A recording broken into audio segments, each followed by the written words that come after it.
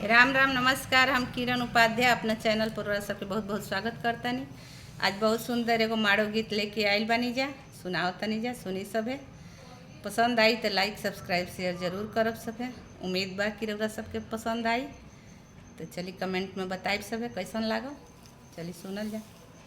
आंगन लिपिले दही माड़वा छाइले, माड़वा छाइले, ताही चढ़ी भैया नीरेखे बहिनी चलिया वसु, ताही चढ़ी भैया नीरेखे बहिनी चलिया वसु। जब भैया देखले गैड़वा तो भैया भीतरा गइले, भैया भीतरा गइले। आवतारी बाबा के दुलरुई घमंड जनी बोली हहु। आवतारी बाबा के दुलरुई घमंड जनी बोली हहु। आवहु ए नदिया वहु बड़ी चधुराइनी, बड़ी चधुराइनी। बैठना बाबा चौपरिया मंगल एक गावहु। बैठना बाबा चौपरिया मंगल एक गावहु। गाई बिए भाभी गाई बी, गाई के सुनाई बी, गाई के सुनाई बी। हमारा के का देबू दान रहसी घरवा जाइबी।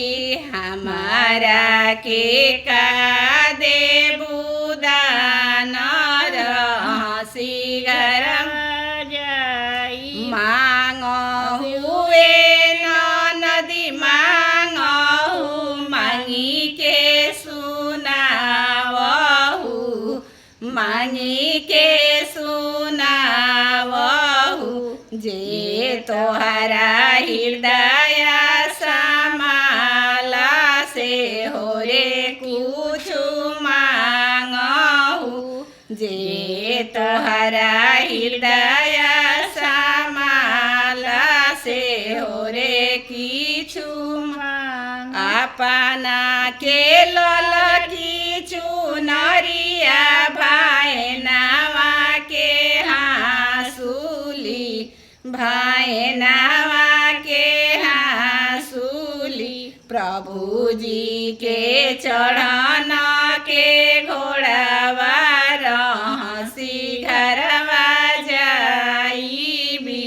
प्रभु जी के चढ़न के घोड़ावा रहसी घरवा जाई। कहाँ पैबो ललकी चुनरिया भाइनावा के हाँसुली, भाइनावा के हाँसुली। कहाँ पैबो चढ़न के घोड़ावा नौजी नदी गावहु। ना पैबो चढ़न के घोड़ावा नौजी नदी गावहु। रोवत जाले नदिया तो बिलखत भाइनवा जाला, बिलखत भाइनवा जाला। हँसही त जाला ननदोइया भलही ते गटुटल बिलख सहित जला ननदोइया भलहि ते टूटल रोवत जाले नदिया त बिलखत भाइनवा जाला बिलखत भाइनवा जाला हसहित जला ननदोइया भलहि ते टूटल हसहित जला